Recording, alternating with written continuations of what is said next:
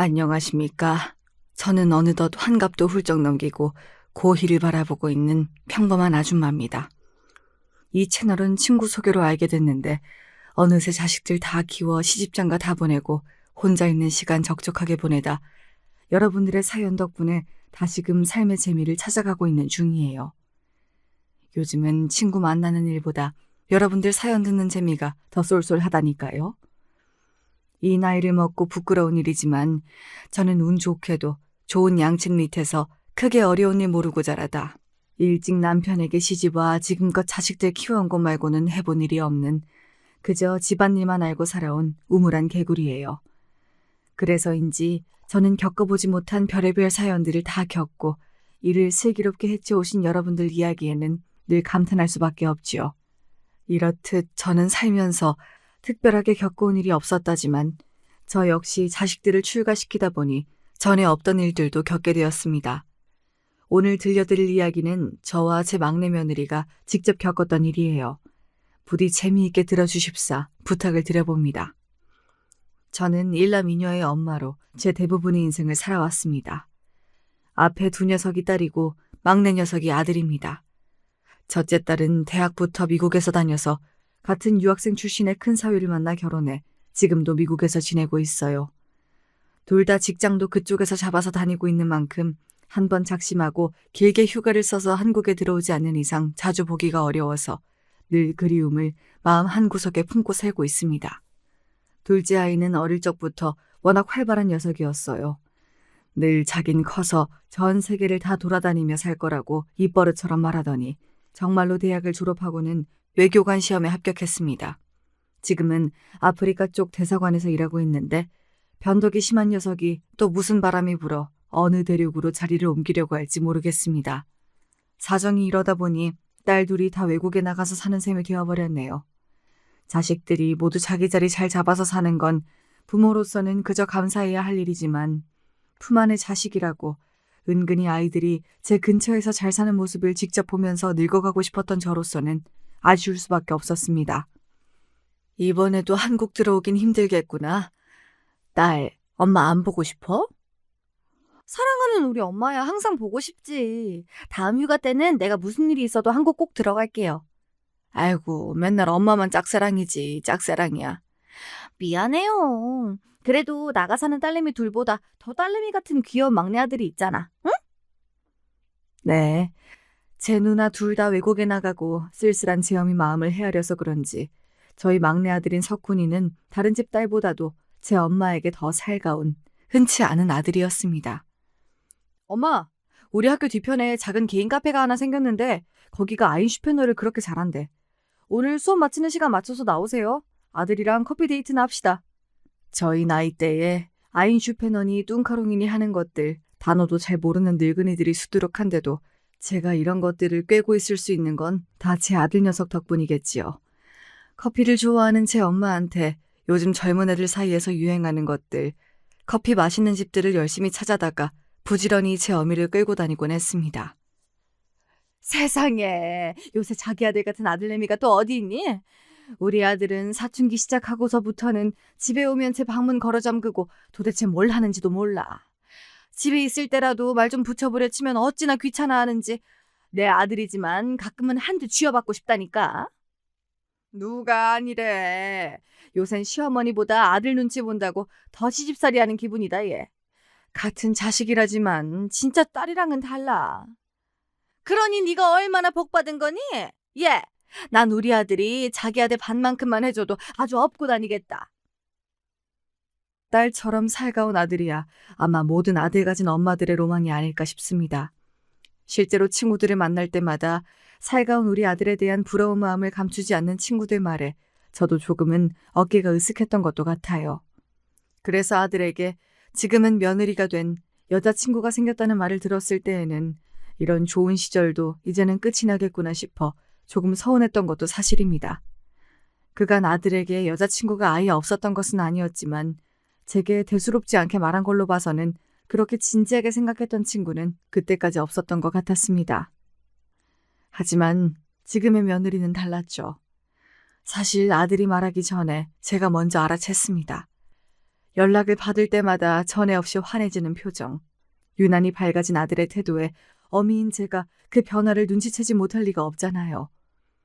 아들, 그 친구가 그렇게 좋아? 진짜 좋은 애야. 분명히 엄마 마음에도 쏙 들걸? 네 맘에만 들면 그만이지. 엄마 마음에까지 쏙 들게 하려고? 평생을 봐야 할 사이인데 무슨 소리야. 당연히 엄마 마음에도 들어야지. 제 여자친구에 대해 물어보는 엄마 앞에서 쑥스러워하면서도 벌써 아들은 당연하게 평생을 전제로 말하고 있었습니다. 지금 만나는 그 아이가 미래의 제 며느리가 되리라는 예감이 강하게 들었지요. 딸들에 이어 아들까지. 언젠가는 올 일이라고 생각했습니다만 그래도 제 둥지에서 자식들이 모두 날아갈 거라고 생각하니까 가슴이 텅 비는 기분이 드는 것은 어찌할 방도가 없더라고요. 엄마, 그럼 한번 만나볼래요? 아들의 말에 도리어 제가 깜짝 놀랐습니다. 아들의 반응이 남다르긴 했지만 두 아이가 만난 지 얼마 되지 않은 시점이었습니다. 거기다 앞에 두 딸아이를 낳고 아들은 좀 터울이 나는 늦둥이였어요. 요즘 세상에 어린 여자아이들이 일찍 남자친구 부모님 만나는 것을, 그것도 나이 많은 남자친구 엄마를 보는 것이 적잖이 부담이 될 것이라는 것은 세상 물정 잘 모르는 저도 알 지경이었습니다. 아이, 그건 그 친구에게 너무 부담이지. 괜히 그런 소리 마. 아니야, 말은 미주가 먼저 꺼낸 건데? 얘는 여자 맘을 이리 몰라서 어째. 그거야 그냥 인사치레로도 할 수 있는 말이지. 너 그런 말 잘 걸러서 들어야 해. 그래야 나중에 장가 가서도 부인한테 사랑받는 거야. 아직 어린아이들이 뭘 모르고 한 소리를 고지고대로 듣진 않았지요. 아들 녀석은 그러고도 정말인데 하며 중얼거렸지만 그때는 그냥 그러고 넘어갔어요. 그리고 얼마 지나지 않아 또다시 찾아온 제 생일에 아들의 여자친구가 아들 편에 제 생일 선물을 들려보냈습니다. 어머 세상에, 학생이 무슨 돈이 있다고 홍삼을 다 보내. 아니야, 우리 미주 똑똑해서 가외에서 돈 많이 벌어. 그리고 그 밑에 뭐 더 있던데? 아들의 말을 보니 쇼핑백 옆에 손바닥만한 작은 상자가 하나 더 있더라고요. 열어보니 작은 인형을 도자기 형태로 빚어놓은 장식품 같은 거였습니다. 이게 뭔가 하고 들여다보고 있으니까 아들이 그러더라고요. 그거 큰 누나랑 작은 누나 사는 나라에서 가장 유명한 캐릭터래. 미주가 침대맡에 올려두시고 누나를 생각날 때 보시래요. 잠시 아들 설명을 듣고 있던 제 입에서 비로소 웃음이 터져 나왔습니다. 영문을 몰라 하던 아들 녀석도 제가 웃으니 따라 웃더라고요. 그러니까 딸 자식 둘을 다 외국으로 보내고 쓸쓸해할 제 마음을 헤아려 선물했다는 거였어요. 아무리 그래도 그렇지. 딸아이들 사진도 아니고 제가 잘 알지도 못하는 그 나라 인형을 보며 딸들에 대한 그리움을 달래라니 생각하는 게 너무 귀엽지 않나요? 정말 어려도 너무 어리다 싶어 웃지 않을 수가 없더라고요. 아직 만나보지도 않은 아들의 여자친구가 벌써부터 예쁘게 보였습니다. 그 마음이 너무 기특하고 예뻐서 아들과 함께 맛있는 거 사 먹으라고 용돈을 들려보냈습니다. 그러고도 몇 번을 더 아들 여자친구로부터 자잘한 선물을 받게 되었습니다. 선물하는 이유도 참 다양하더군요. 오늘같이 화창한 날에 꽃선물 받으면 기분 전환이 되실 거라며 백합 꽃다발을 보내오기도 하고 자기 집 근처에 있는 쿠키 전문점이 생겼다며 쿠키 선물 세트를 보내오기도 했습니다. 아무리 자잘한 선물이라고는 하나 분명 학생에게는 부담이 될 것이 틀림이 없었어요. 그리고 어른이 되어서 아이에게 이렇게나 선물을 받아놓고 그냥 넘어가기도 도리가 아니었지요. 결국 저는 혹여 부담을 줄까 싶어 미루고 미루었던 식사 약속을 잡을 수밖에 없었습니다. 내가 괜한 짓을 한 건 아닌가 모르겠어. 그냥 선물하는 걸 좋아한 건데 내가 만나자고 해서 부담스러운 건 아닐까? 에헤이, 미리부터 그렇게 겁먹을 거 없대도. 석훈이도 전부터 여자친구가 당신 보고 싶어 한다고 그랬잖아. 내 보기엔 당신 한번 만나보고 싶어서 수쓰는 걸 수도 있어. 당신이야말로 너무 부담스럽게 생각하지 말고 애들 밥이나 한 끼 사준다 생각하고 맛있는 거 먹고 들어와. 이참에 기분 전환도 하면 더 좋고. 처음으로 아들이 여자친구를 소개해주는 자리에 나갈 생각에 전날부터 제가 잠을 이루지 못하자 남편이 제 속도 모르는 소리를 늘어놓았습니다. 남편의 달래려는 말도 귀에 잘 들어오질 않더라고요. 제가 또 한 소심하는 터라 처음 만나는 며느리에게 좋은 인상을 주지 못할까봐 내심 긴장을 많이 했던 것 같습니다. 결과적으로 그런 걱정은 전부 기우에 불과했습니다. 아직도 저희 며느라이 처음 보던 순간이 생생하게 기억이 납니다. 어깨까지 오는 깔끔한 생머리에 하얀 원피스를 입고 처음 만나는 제게 선물할 요량으로 품에 한가득 장미꽃다발을 안고 활짝 웃으며 들어오는 아이는 청춘 그 자체였습니다. 나이든 제 입장에서야 젊은 사람들이야 다 예뻐 보이는 법이겠지만 저희 며느라이의 첫인상은 싱그러움 그 자체였습니다. 제 아들과 함께 한껏 웃는 모습에서 지금이 저 아이들 인생에서 가장 빛나는 순간이겠구나. 아이들의 청춘이 너무 예쁘고 부러운 마음도 들어 괜히 주책맞게 가슴이 시큰해졌습니다. 며느리는 그간의 제 걱정이 무색할 정도로 밝고 구김이 없는 아이였습니다. 처음 보는 어른 앞에서 주눅들지 않고 또박또박 제 소개를 하는 모습이 참 기특했습니다. 지금 며느리를 처음 만날 때를 다시금 회상하며 생각해보니 아무래도 저는 처음부터 그 아이가 참 마음에 들었던 것 같아요. 아들의 여자친구라지만 처음 보는 사람인데도 불구하고 낯선 기분이 들지 않았죠. 그건 평소 낯가림이 있는 편인 저로서는 이례적인 일이었습니다. 실제로 딸아이를 시집 보낼 때 사위를 처음 만났을 때는 사위에게는 미안한 말이지만 그렇게 편치가 않았거든요. 사위가 좋은 사람이란 걸 알고 있음에도 그랬습니다. 이렇게 말하니까 또 사위에게 미안해지네요. 여튼 그 정도로 며느리의 첫인상이 제게 좋게 기억되었다는 거죠. 어른인 제가 주도적으로 대화를 이끌어도 모자를 판에 며느리가 저보다 더 조잘조잘 대화를 이끌어 나갔습니다. 제가 좋아하는 것부터 취향이나 취미에 대한 질문들까지 묻는 대로 고지고대로 대답을 하다 보니 이게 아들 여자친구를 만나는 건지 아들 여자친구와 제가 미팅을 하는 건지 알 수가 없을 지경이더라고요. 처음 보는 남자친구 어머니한테 뭐가 그렇게 궁금한 게 많을까 싶었습니다. 석훈이가 주말에도 그렇고 어머니랑 같이 여기저기 잘 다니는 게 너무 신기했거든요. 저는 부모님이 외국에서 일하셔서 부모님하고 같이 어딜 간 적이 많지가 않은데 그렇게 엄마랑 잘 다닐 수 있는 게 너무 부럽기도 했고요. 무엇보다 아들이 가자는 대로 매번 잘 들어주시는 게 정말 다정하셔야 할 수 있는 거잖아요. 다정이야. 늙은 엄마 좋은 것 먹이고 보여주겠다며 열심히 돌아다닌 제 아들이 다정한 거지. 저야 그저 가자는 대로 따라간 것 말고 더 있나요. 그런데도 저리 예쁘게 말을 해주니 좀 쑥스러웠습니다. 부모님이 다들 외국에 계시면 미주는 혼자서 지내는 거야? 형제는 따로 없다고 들었는데. 네, 저 혼자서 학교 근처에서 자취하고 있어요. 본가가 있긴 한데 학교에서 거리가 좀 멀기도 하고 무엇보다 부모님 들어오시는 일이 드무셔서 횡한 집에 혼자 들어가는 것도 기분이 영 별로더라고요. 아이고, 아직 어린 아가씨가 혼자 밥 챙겨 먹기도 쉽지 않을 텐데. 끼니는 잘 챙기고 있어요? 네, 학교에서는 석훈이랑 같이 먹고 요새 밥집이나 도시락집 다 잘 되어 있어서 잘 챙겨 먹고 있어요. 걱정 안 하셔도 돼요. 아휴, 그래도 집밥만은 못할 텐데. 아이고, 우리 엄마 또 사서 걱정하시네. 아닌 게 아니라 정말로 걱정이 되더라고요. 며느리 나이대에 우리 딸들이 어땠는지를 떠올려보면 정말 망아지가 따로 없었거든요. 입 짧은 큰아이는 제가 사정사정해야 겨우 밥 한 공기 비울 정도였고 술 좋아하는 작은아이는 밤늦게 제 동기들 손에 떠들썩하게 들려와서는 주말 점심이 다 돼서 일어나서는 엄마 해장국 타령을 해댄 탓에 제가 얼마나 기가 찼는지 몰라요. 아무리 20이 넘으면 법적으로 성인이라지만 어디 어른들 눈에 보기에 그렇습니까? 갓 20 넘긴 녀석들이야 어딜 봐도 아직 병아리지요. 저들도 이제 다 컸다고 삐약대는 것까지 포함해서 말입니다. 그렇게 며느리를 잘 만나고 집으로 돌아와서도 혼자 살면서 혼자 밥 챙겨 먹는다는 말이 왜 그렇게 마음에 걸리는지 모를 일이었습니다. 정작 제 남편도 주말에 따로 떼어놓고 알아서 밥 차려 먹으라면서 잘만 놀러 다니며 살았는데 말이에요. 다음날 정신을 차려보니 며느리 갖다 주겠다고 반찬을 바리바리 하고 있는 제 모습을 발견했습니다.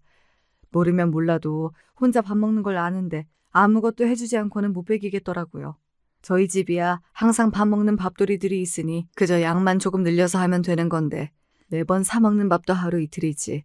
어릴 적부터 부모님께서 바쁘셨다고 하니 집밥 먹는 즐거움을 모르며 큰 건 아닐까 싶어 더 마음이 쓰였던 모양입니다. 엄마, 무슨 반찬을 이렇게 많이 해? 습관처럼 새로 담아놓은 반찬에 맨손을 가져다 대는 아들 녀석 손을 찰싹 때려주고서는 한 번 때려봐 줬습니다. 너 이따 밥 먹고 미주 집에 반찬 배달 좀 하고 와. 이거 미주 거야? 와, 이거 다 미주 주려고 한 거야? 미주 진짜 좋아하겠다. 제 여자친구한테는 무얼 줘도 아깝지 않은 녀석이니 좋아할 만도 했지요. 이번에야 기본적인 1,000원 해다 주는 거니 그렇다 치고 다음에는 미주가 좋아하는 반찬을 알아오라고 시킬 요량이었습니다. 엄마, 메추리알 장조림 다 주면 나는? 그거 내가 제일 좋아하는 건데. 넌 나중에 엄마가 또 해주면 되잖아. 이건 다 미주 줄 거야. 와, 벌써부터 아들보다 미주를 더 챙겨? 툴툴대는 척하지만 제 엄마가 여자친구를 챙겨주는 걸 싫어할 리가 없는 녀석이지요. 싱글벙글 반찬을 가지고 제 여자친구 집에 가는 아들 뒷모습을 보며 없는 솜씨지만 부디 잘 먹어주길 바라게 되더군요. 어머니, 어떻게 이렇게 음식을 잘하세요? 저 반찬 선물 처음 받아봐요. 곧바로 집어먹으면서 전화를 건 모양인지 아들을 보낸 지 얼마 되지도 않아 며느리로부터 전화가 걸려왔습니다. 짭짭 잘 먹는 소리가 전화에 섞여 들리는 게 우스워서 그만 웃음이 터져버렸습니다. 평범한 가정주부가 한 반찬이 뭐 그렇게 대단한 맛이 있었겠습니까만 그래도 그렇게 반응을 해주니 기분이 들뜨는 건 나이가 먹어도 어쩔 수가 없더라고요. 별 맛은 없겠지만 그래도 밖에서 사 먹는 것보단 영양이 괜찮을 테니 귀찮아도 꼬박꼬박 잘 챙겨 먹어. 다 먹으면 또 해줄 테니까 아끼지 말고 팍팍 먹고. 어머니. 울먹울먹 우는 소리를 하는 며느리 목소리를 들으니 별로 해준 것도 없는데 너무 고마워해서 오히려 민망할 지경이었습니다. 저희 남편이나 막내 녀석은 다른 건 자상한 편인데도 밥 먹을 때에는 무던한 편이라서 식사 시간이 조용한 편이거든요. 큰딸애도 입이 짧은 편이고요. 그나마 둘째 녀석이 엄마가 뭘 해주든 호들갑을 떨며 엄마 음식이 최고라고 너스레를 떨곤 했는데 그런 녀석이 외국 생활 시작한 이래로는 아무래도 음식하는 재미가 떨어졌던 것도 사실이었어요. 왜? 주부라면 아시겠지만 똑같이 음식을 해도 먹어주는 사람이 맛있게 먹어주면 음식할 맛이라는 게 나는 법이잖아요. 특별할 것 없는 반찬에 좋아해주는 며느리 모습을 보니 간만에 음식할 맛이 나는 기분이었습니다. 그렇게 저희 집 반찬통이 며느리 집을 오가는 일이 잦아졌습니다. 제 딴엔 저한테 반찬을 얻어먹고는 빈통으로 반찬통을 돌려보내기가 면구스러웠는지 가끔 정체 모를 음식이 담겨서 돌아오곤 했습니다. 딱 봐도 지금까지 음식이라고는 해본 적이 없는데 제게 보답은 해야겠으니 처음으로 시도한 것이 틀림없는 것들이었어요. 어머니, 저는 틀렸어요. 제 딴엔 가장 모양이 잘 잡힌 것을 고르고 골라 넣은 것일 텐데도 제가 선뜻 음식의 정체를 가늠하지 못하자 며느리가 체념한 말투로 그러더군요. 그 말에 저는 또 한 번 터지고 말았습니다. 그렇게 신경 쓰지 않아도 된다고 하는데도 고집을 부리는 것을 보면 부모님이 자주 곁에 계셔주시진 못하셨어도 자식 교육에 엄격하게 신경을 쓰셨다는 걸 알 수 있었습니다. 확실히 음식이 오가서 그랬을까요? 처음에는 제 쪽에서 만나는 걸 부담스러워했는데도 불구하고 이제 며느리를 만나는 일이 어색하게 느껴지지 않았습니다. 너희들끼리 데이트할 시간도 부족할 텐데 뭐 한다고 자꾸 늙은 어미를 끼워 넣어. 나는 됐으니 너희들끼리 다녀와. 안 돼요, 어머니. 여기 예약하려고 보름 전부터 얼마나 대기를 탔는데요. 안 가면 정말 후회하신다니까요. 처음에는 그저 인사치레로 하는 말이겠거니 싶어 함께 가자는 말에도 눈치껏 빠져줬는데 그랬더니 나중에는 숫제 연행되는 것처럼 녀석들 사이에 끌려서 참 여기저기 많이도 다녔습니다. 남자친구 어머니이자 후에 결혼이라도 하게 되면 시어머니가 될지도 모르는 사람인데 저 같으면 이렇게 싹싹하게 감겨올 생각조차 못했을 텐데도 불구하고 며느리는 제 곁에 찰싹 붙어서 떨어질 줄을 몰랐습니다. 어디서 이렇게 귀여운 게 다 나왔나 싶을 정도였어요. 남의 귀한 자식을 가지고 이런 말을 하면 여러분들께서 비웃으실지도 모르겠으나 정말로 막내딸이 새로 생긴 기분이었습니다. 그래서 간만에 귀국하신 며느리의 부모님께서 제게 식사 대접을 하고 싶다는 의사를 전하셨을 때도 평소와는 달리 곧장 수락했습니다. 아마도 며느리를 먼저 만나지 않았다면 아직 학생인 아이들 연애 중인데 상대방 부모님까지 뵐 생각은 하지 못했을 거예요. 요즘 애들끼리야 어떤지 몰라도 어른들이야 자식이 만나는 아이 부모님 만나는 문제는 신중하잖아요. 그건 암묵적으로 결혼에 동의한다는 합의이기도 하니까요. 하지만 아직 이르다고 생각하면서도 이미 미주가 우리 집 며느리가 됐으면 싶었고 혼자 있는 시간이 많은 아이인데도 불구하고 저리 싹싹하고 살갑게 딸을 키워내신 사돈내외가 궁금하기도 했습니다. 저희 집 아이가 되게 신세를 많이 지고 있다고 들었습니다. 부모가 돼서 진작 찾아뵙고 감사 인사를 드렸어야 하는 건데 사는 게 바쁘다는 핑계로 이제야 대접하게 되어 송구스럽습니다. 대체 며느리가 어떻게 말씀을 드린 건지 저희 내외를 보자마자 허리를 90도로 굽히는 사돈내외를 보고는 그만 저희가 더 송구스러운 마음에 입이 쩍 벌어졌습니다. 아휴, 아닙니다. 미주가 얼마나 싹싹한지 딸 둘 다 외국에 내보내고 적적한 제 마음을 미주가 그간 얼마나 잘 달래주었는지 몰라요. 감사를 드려도 저희가 드려야죠. 그런 말씀 마세요. 처음 만나는 자리라고는 믿기지 않을 정도로 분위기가 훈훈해졌습니다. 미주 부모님들은 제가 예상했던 것처럼 정말 예의 바르고 깍듯하신 분이었습니다. 특히 미주 어머님이신 안사도는 정말 멋진 분이셨어요. 평생 자신의 사업을 일구셨다는 분답게 어딜 보아도 멋진 커리어 우먼이셨습니다. 평생 집안일만 하며 살아온 제 입장에서는 저랑 비교도 할 수 없을 정도로 대단해 보였어요. 저런 멋진 분 아래에서 배우며 자라왔으니 미주도 저렇게 잘 큰 거겠지 싶었습니다. 식사를 마치고 떠나는 길에 미주가 쪼르르 달려와 평소처럼 제 팔짱을 착 끼며 붙어왔습니다. 저는 순간 익숙하게 아이를 받아주다 이 자리에 미주 어머니가 계시다는 걸 퍼뜩 깨닫고는 아차 싶어 뒤늦게 눈치를 보았습니다. 아니나 다를까 안사돈께서는 애써 티내지 않으려 하셨지만 같은 엄마의 입장에서 내심 서운한 기색이 비치는 것을 모르고 지나칠 수가 없었어요. 아무려면 오랜만에 얼굴 보는 딸이 엄마인 자기가 아니라 남자친구 어머니 팔짱을 마치 제 엄마인 양 끼는 걸 보았으니 기분이 좋을 택이 있나요? 괜히 저까지 조금 죄송한 마음이 들었습니다. 미주 부모님을 배웅하는 길에 제가 먼저 운을 떼었습니다. 미주가 정말 살가운 아이라서 제가 정말 마음의 위로를 많이 받고 있습니다. 어머니께서 응당 받으셔야 할 아이 애정을 제게까지 나눠주고 있어서 미주 어머니께는 정말 송구스러워요. 아까의 상황에 대한 제 미안한 마음을 읽으셨는지 오히려 사부인께서 제 마음을 헤아리고는 말씀하셨습니다. 아니에요. 제가 제 일에 욕심이 많아 미주한테는 엄마로서 제대로 해준 게 없어요. 일찍 철이 들어 그렇지 그간 엄마가 필요한 순간이 한두 번이 아니었을 텐데 제가 그걸 제대로 채워주질 못했으니 저야말로 입이 10개라도 할 말이 없는 입장이죠.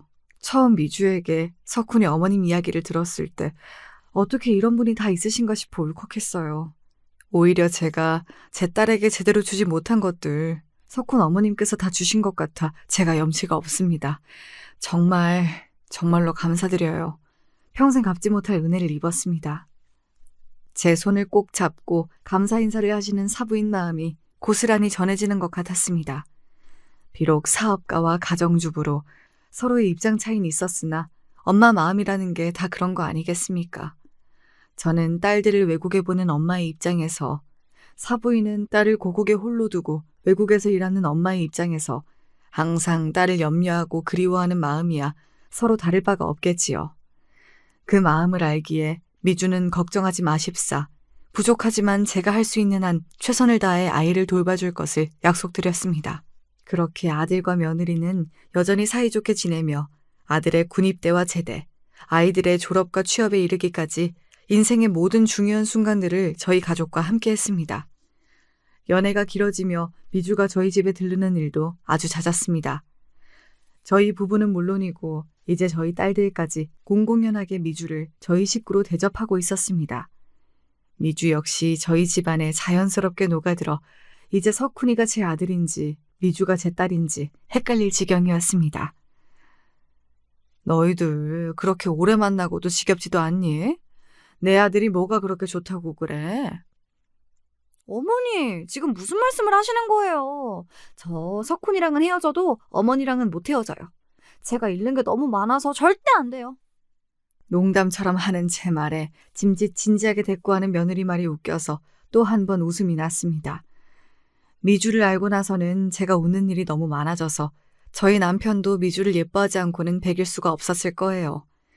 집안에 사람이 들고 나는 게 그리 중요하다더니 좋은 아이를 만나 저희 집은 정말 복이 많다고 생각했습니다. 미주가 먼저 취업을 하고 제 아들 석훈이까지 안정적인 직장에 취업을 하고 나자 자연스럽게 두 아이의 결혼이 화두에 오르게 되었습니다. 아이들도 결혼 생각이 없는 건 아니었던지 모든 일이 물 흐르듯 착착 진행되었어요. 외국에 계신 사돈내외도 그렇고 저희 딸들도 내심 반기던 결혼이었던지라 머지않아 미주는 정말로 저희 식구가 되었습니다. 미주는 성공한 사업가이신 어머니를 닮아 그런지 일 욕심이 많은 편이었습니다. 어머니, 제가 제 엄마만큼은 못 되더라도 지금 다니는 직장에서 제 입지 탄탄히 해서 평생 능력 있는 커리어 우먼으로 살고 싶어요. 비록 저희 엄마가 제 곁에 항상 머물러 주시는 분이 아니셨어서 외롭지 않았다고 하면 거짓말이겠지만 그래도 엄마가 꿈이 있는 사람인데 저 하나 때문에 본인 꿈 다 포기하지 않고 욕심내주신 게 지금 생각해보면 제가 자립할 수 있었던 계기가 되었던 것 같기도 하고 저희 엄마라서가 아니라 일하는 엄마는 정말로 멋있었거든요. 그래서 저도 제 꿈 포기하고 싶지 않아요. 그럼. 내가 그간 네가 얼마나 애쓰고 고생했는지 뻔히 아는데 그게 아까워서라도 갈 수 있는 데까지는 끝까지 가봐야지. 제가 직접 직장 생활을 해본 것은 아니었지만 많이 나아졌다고는 해도 아직까지도 여자라는 편견에 부딪혀가며 제 자리를 지키기 위해 무던히 애를 쓰고 있는 제 딸들의 이야기까지 모르는 것은 아니니까요. 우리 며느리 역시 결혼한 여자로서 직장에서 제 자리를 지키는 게 결코 녹록지 않겠지요. 제가 해줄 수 있는 일이 많진 않겠지만 그래도 집에서나마 며느리 숨통을 트일 수 있도록 잘 뒷바라지 해줘야겠다 마음먹었습니다. 어머니한테는 매 순간 감사드려도 부족해요. 저 그동안 겉으로는 당찬 척 했는데 사실 외로움도 많이 타고 애정도 많이 고팠거든요. 이상하게 석훈이한테 처음 들을 때부터 어머니가 남처럼 느껴지지가 않았어요. 불편하실 거 알면서도 자꾸 뵙고 싶어서 석훈이도 많이 찌르고. 어머니 모르셨죠? 막상 만나뵌 어머니가 너무 다정하셔서 불편하게 해드리면 안 된다고 생각하면서도 자꾸 저도 모르게 치대게 되더라고요. 어릴 때 저희 엄마한테도 안 그랬는데 별거 안 해도 어머니가 자꾸 저 예뻐해 주시니까 저도 모르게 자꾸 어리광을 부리게 됐나 봐요. 어머니, 저 부족해도 앞으로도 많이 예뻐해 주셔야 해요. 부족하긴요. 며느리 아니었으면 저도 딸아이들 빈자리를 무엇으로 메웠을지 생각하면 간담이 서늘해집니다. 며느리는 항상 제게 많이 받았다고 하지만 정작 제가 저로부터 얼마나 많이 받았는지 알면 놀랄 거예요. 결혼한 후에 대형 프로젝트에 참여하게 되면서 며느리는 정말 눈코 뜰 새 없이 바빠졌습니다. 하루하루 말라가는 게 보일 정도였습니다. 예, 석훈아. 당분간 미진이 큰일 정리될 때까지는 그냥 우리 집으로 퇴근해라. 너희 집으로 가봤자 제대로 된 식사도 못할 건 뻔하고 정리야 사람 불러서 해도 되니까 너희는 여기 와서 해주는 밥 받아먹고 잠만 자고 그대로 출근해. 알았지? 아이, 엄마 너무 고생시키는 거 아니야? 아무것도 못 해주고 니들 말라가는 거 보는 게 엄마한텐 더 고역이야. 두말 말고 미진이 데리고 와. 그렇게 일시적으로 합가 아닌 합가가 시작되었습니다. 같이 살게 되었다고는 하나 며느리는 일이 너무 많아 정말로 밥만 먹고 잠만 자고 온종일 회사에 있는 바람에 오히려 얼굴 보는 시간은 더 짧았어요. 며느리 살이 내리는 게 보여서 신경 써서 먹이고 있는데도 아이 얼굴이 좀처럼 펴지질 않았습니다. 얘 미진아, 정말 일 바쁜 거 말고 다른 일 없는 거 맞아? 내가 먹인다고 먹이는데도 영 기운을 못 차리네 애가. 정말로 괜찮아요. 일 때문에 제대로 쉬질 못해서 그래서 그런 거예요. 너무 걱정하지 마세요. 밥숟가락을 뜨는 둥 마는 둥 대답하는 며느리 목소리가 전에 없이 풀에 죽어 있었습니다. 제 딴에는 제 걱정 안 시키려고 애써 기운이 있는 척 말하곤 있었지만 제가 그 아이를 한두 해 본 것도 아니고 무슨 일이 있어도 단단히 있구나 싶었지만 당장 출근하느라 바쁜 아이를 붙잡고 얘기할 시간도 마뜩찮아서 일단 아이들을 출근시킬 수밖에 없었습니다. 그러고 가만히 생각을 해보니 아무리 바빠도 점심시간에 밥을 먹을 거 아닙니까? 아무래도 요즘 며느리 상태가 심상치 않았습니다. 아니, 무슨 사원 하나한테 온 회사 일을 다 맡기는 것도 아닐 테고 강단이 없는 아이도 아닌데 웬만한 일로 그렇게 기가 죽어 있을 리가 없었어요. 그래서 저희 며느리가 특히 잘 먹는 제 수제 동그랑땡 도시락을 만들어가지고는 점심시간에 맞추어 좀처럼 나갈 일 없는 며느리 회사로 찾아갔습니다. 회사 앞에 도착해서 며느리에게 전화를 걸었더니 응답이 없었어요. 평소 같으면 절대로 하지 않았을 행동이지만 이상하게 그날은 감이 너무 안 좋았습니다. 당장 며느리 얼굴을 확인하지 않으면 안 될 것 같았습니다. 그렇게 저는 거침없이 며느리가 근무하는 부서로 도시락을 들고 곧장 올라갔습니다. 올라갔더니 다들 점심을 먹으러 갔는지 자리가 텅 비었더라고요. 제가 연락하기 전에 이미 나갔나 하고 있는데 저쪽 실장실 쪽에서 말소리가 들렸습니다. 언뜻 듣기에도 원성이 높은 것 같아 쳐다보니 덜 닦인 블라인드 사이로 실장으로 보이는 남자와 저희 며느리의 모습이 보였습니다. 보니 실장 쪽에서 일방적으로 저희 며느리를 쥐잡듯 잡돌이하는 형국이었어요. 애가 무슨 잘못을 했다고 밥도 못 먹게 저렇게 뭐라고 하나 싶어 다가가는데 놈이 손가락을 들더니 저희 며느리 가슴께를 쿡쿡 힘을 실어 찔렀습니다. 저 미친놈이 감히. 제가 놀라서 걸음을 뛰듯이 움직이는 찰나 놈이 손을 번쩍 올리더니 우리 며느리 머리를 손바닥으로 후려쳤습니다. 이 미친놈이 감히 누구한테 손을 올려! 제가 언제 실장실까지 뛰쳐들어간 건지도 모르겠습니다. 실장놈이 저희 애한테 손찌검 한 걸 본 순간부터 제 눈깔이 이미 뒤집어져 있었습니다. 저는 손에 들고 있던 동그랑땡 도시락을 그놈 면상에다 집어 던졌습니다. 뭐야, 이 미친 여자가! 어머니! 실장놈과 며느리가 둘 다 동시에 갑자기 들이닥친 저를 보고 놀라서 허둥댔습니다. 저는 정신 나간 사람처럼 실장놈 가슴팍에다 제 머리를 갖다 들이박아버렸어요. 살면서 그렇게 화가 났던 적은 처음이었습니다. 지금 당장 눈앞에 눈을 잡아 죽이지 않으면 제가 열불이 나서 그만 고꾸라질 것 같았어요. 너희 죽일 놈! 감히 남의 집 귀한 자식한테 손을 올려? 이 더러운 놈이 감히! 내 새끼 몸에 함부로 손을 대고 손찌검을 내? 내가 네 놈을 가만히 둘 줄 알아? 내가 네 놈 사다를 내고야 말 테다! 분을 못 이기고 악을 쓰며 저를 밀어대는 기세에 실장놈이 어쩔 줄을 몰라 하더군요. 아무리 성인 남자 대 나이 먹은 여자라 하더라도 사람 하나 잡아 죽일 기세로 달려드는 저를 쉽게 떼어내지 못했습니다. 갑작스럽게 일어난 소란에 조용했던 사무실에 다른 부서 사람들까지 하나둘 모여들며 주목을 받기 시작하니 더더욱 놈도 당황스러웠겠지요. 이 회사 간부라는 놈은 부하 직원에게 손 올리는 게 아주 당연한 일인가 보지? 이 손버릇 더러운 놈 같으니라고. 내가 아주 이놈 더러운 버릇을 아주 뿌리 뽑아주마. 이 무식하게 큰 덩치로 저 조그만 애를. 이놈도 아주 정신 못 차리게 쥐어 터져 봐야지, 어? 아니, 이 여자가 지금 뭐라는 거야? 당황해서 저를 쳐내려는 실장 앞을 우리 며느리가 막아섰습니다. 감히 어디다 손을 대요? 나도 모자라서 감히 우리 어머니까지. 그 손 못 치워요? 저 맞을 때에는 대꾸도 못하더니 제 어머니 맞는 꼴은 못 보겠던지 악을 쓰는 아이 모습을 보니 가슴이 아파서 미칠 것 같았습니다. 도저히 눈앞에 저놈을 가만히 놔둘 수가 없었습니다. 저는 전화기를 들고는 곧장 전화를 걸었어요. 오빠, 지금 회사에 계세요? 지금 당장 저 좀 보셔야겠어요. 실장놈은 이게 무슨 일인가 얼이 빠져 있고 며느리는 일이 커지겠다 싶어 안색이 질리기 시작했습니다. 그러거나 말거나 저는 실장놈과 며느리 사이를 딱 맞고 서서는 저희 아이 손을 꽉 잡았습니다. 제 손도 며느리 손도 떨리고 있는 게 느껴졌습니다. 그때였습니다. 아니, 회장님께서 여기까지는 어쩐 일로? 아니, 네가 웬일로 회사를 다 나왔어? 대체 이게 무슨 일이야? 실장 쪽은 쳐다보지도 않고 저희 친정 오라버니, 즉 이 회사의 회장님이 곧장 제게 달려오셨습니다. 그 광경을 보고 실장은 물론 주위에 모여있던 직원들까지 죄다 눈이 휘둥그레지더군요. 네, 이 회사의 선대 회장님이 바로 제 친정 아버지십니다. 지금은 친정 오빠인 제 친오라버니가 회장직을 물려받았고요.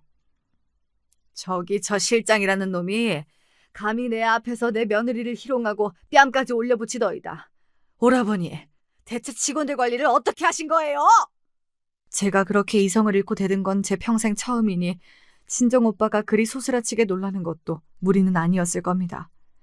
제 입에서 회장님을 앞에 두고 오라버니라는 말이 튀어나오자 뻔뻔하게 뻗대고 서 있던 실장놈이 놀라서 뒤집어지려고 하더군요. 그저 정신 나간 미친 여자라고 생각했던 사람이 회장님 친동생이라고 하니 뭐 그럴만도 하겠지요. 아니 그럼 임대리가 지금 이게 다 무슨 소리야?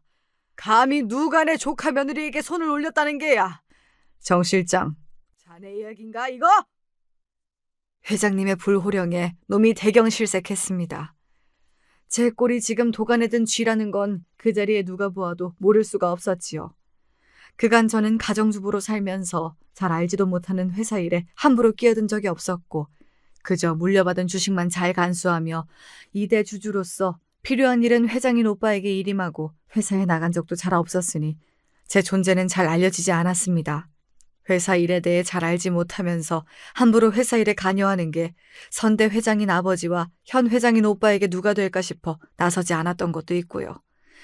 하지만 내 며느리가 내 눈앞에서 이리 험한 일을 당했는데 그간 나 모르게 얼마나 괄시를 받아왔는지 알 수도 없는 상황에서까지 나서지 않을 생각은 추호도 없었습니다.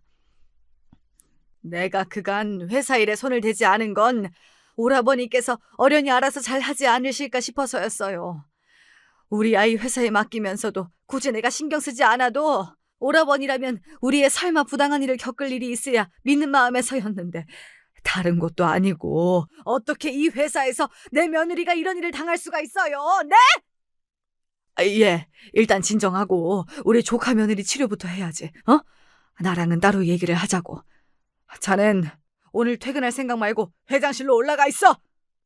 어떻게든 저를 달래야 이 상황을 무마할 수 있으니 사근사근 저를 달래던 친정 오빠가 실장놈에게 버럭 소리를 질렀습니다.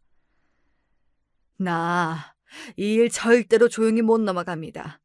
처음부터 끝까지 우리 아이 무슨 부당한 일을 당했는지 낱낱이 밝혀내고 저 인간 잘못한 건 티끌하더라도 그냥 넘어가지 않을 테니 저 실장이라는 인간 인사 파일부터 시작해서 싹 다 나한테 넘기세요.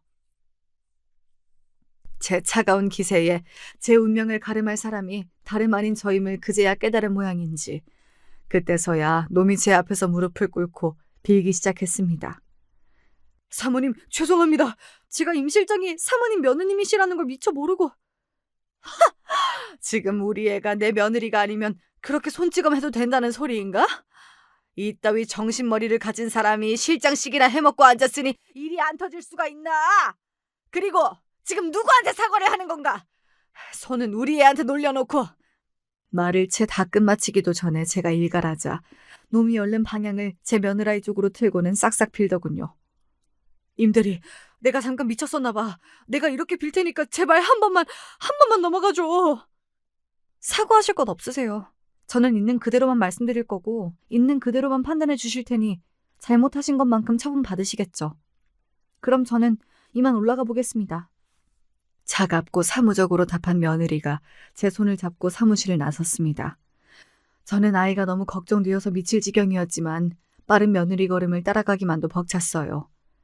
그렇게 며느리가 향한 곳은 회사의 옥상 정원이었습니다. 거기까지 다다라서야 며느리는 참았던 눈물을 터뜨렸습니다. 제가 있어서 상황이 아수라장이 되긴 했지만 못 같지도 않은 놈한테 손찌검까지 당하고 저도 얼마나 놀랐겠습니까? 어머니 죄송해요. 이런 꼴까지 보시게 하고. 얘가 지금 무슨 소리를 하는 거야? 너 얼굴 좀 봐. 얼굴 괜찮아? 아이, 그 무식한 놈이 감히 누구한테 손찌검을. 아유, 어떡해. 얼마나 아팠을까. 세상에 어쩌면 좋아. 저는 저대로 부어오른 며느리 뺨을 보며 속상해서 어쩔 줄을 모르고 며느리는 며느리대로 죄송하다 꺼이꺼이 우느라 시간이 또 한참 지나갔습니다. 얼른 병원부터 데려가고 싶었지만 그것보다 쌓인 응어리를 풀어내는 게 먼저다 싶어 실컷 울라고 며느리를 끌어안고 한참을 토닥였습니다. 울 만큼 운 모양인지 울음이 잦아든 며느리에게 그간의 사정을 전해드릴 수 있었습니다. 프로젝트가 시작될 무렵 실장이 제 조카를 인턴으로 꽂아 넣었다고 합니다.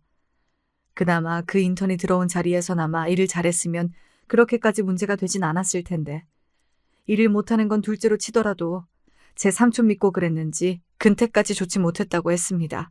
지각에 무단 결근까지 했다니 더 들어볼 것도 없었죠. 인턴을 평가하는 건 직속사수인 며느리의 일이었습니다만 실장이 제 조카가 정규직이 될 수 있도록 점수를 높게 줄 것을 강요했다고 합니다. 하지만 들어올 때부터 이미 부당한 방법으로 인턴이 되었던 데다 다른 팀 인턴의 업무 실적이 훨씬 더 뛰어난데 이를 용인할 수 없었던 며느리가 올바른 점수를 주자 당연히 실장놈 조카는 인턴을 마치기도 전에 계약 해지될 수밖에 없었다고 합니다.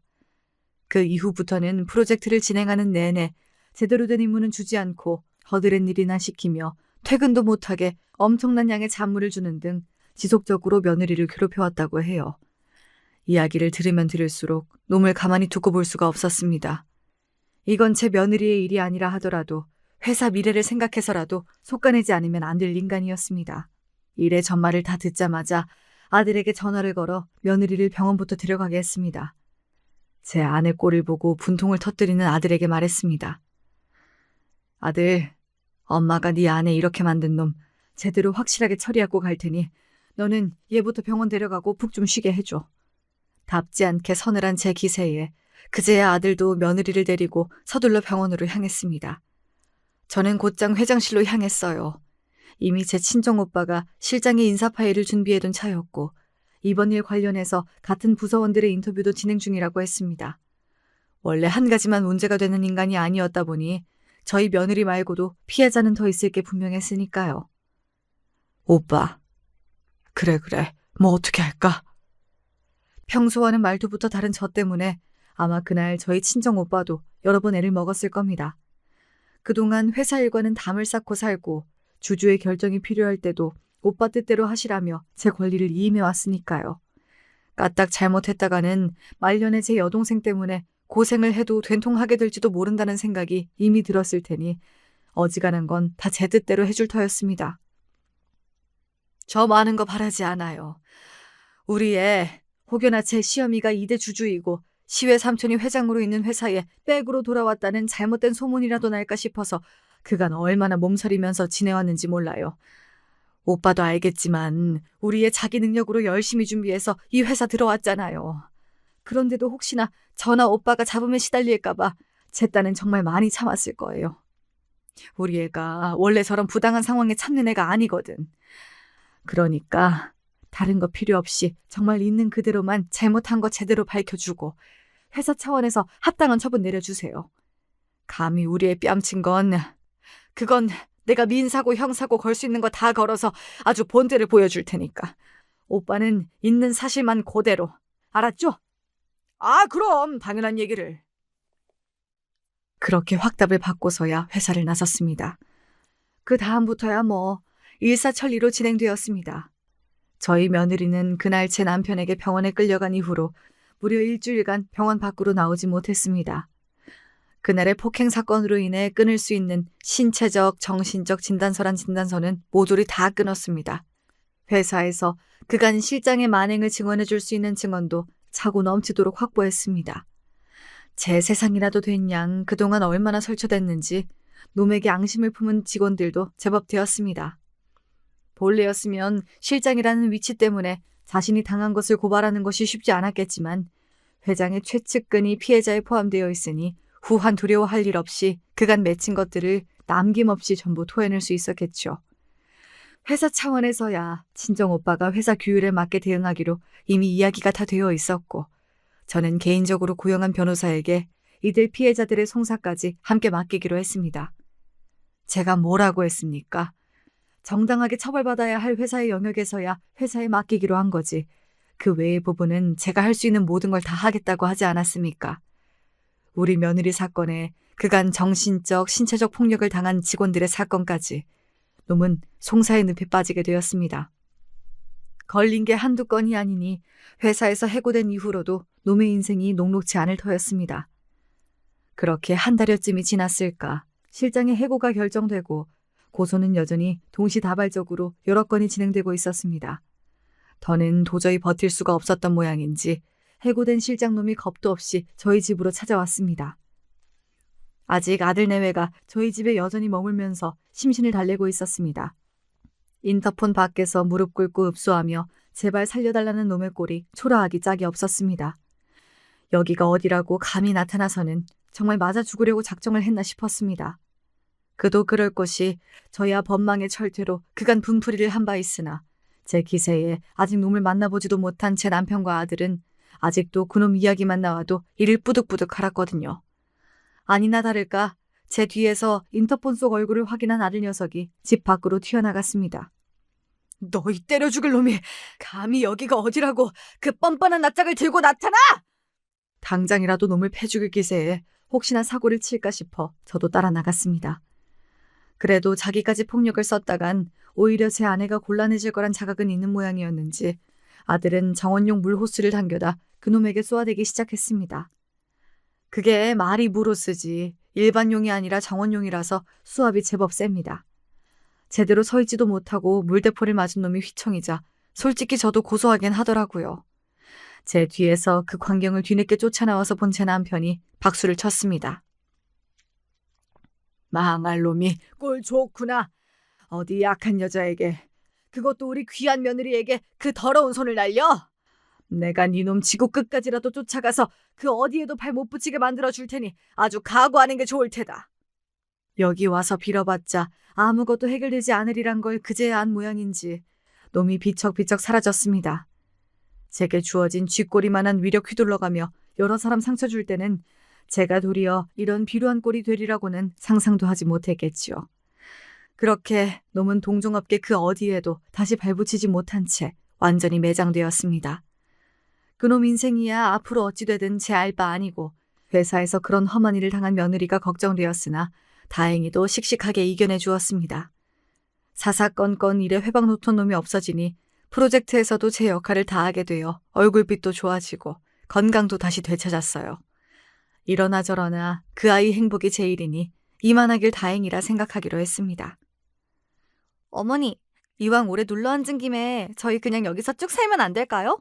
어머니가 해주시는 따시만 먹고 회사 다니니까 너무 편해요. 얘가 은근슬쩍 합가 시도하네. 나보고 너희들 모시고 살라고? 어지간히 정신 차렸으면 네 신랑 데리고 니네 집 가라. 말은 그렇게 했지만 자식들 먹여 출근시키는 왁자지껄한 생활이 저도 썩 마음에 들어 슬쩍 엉덩이를 비비고 앉은 아들 내외를 모른 척 해주었습니다. 그렇게 저는 여전히 자식 둘 키우는 마음으로 정신없이 복작복작 살고 있어요. 중간에 어려운 일도 있었습니다마는 서로가 있기에 잘 이겨내고 살 수 있는 거겠죠. 여러분들도 지금 곁에 있는 얼굴들 한번 보시고 서로 힘내셔서 오늘 하루도 잘 살아내시길 바라겠습니다.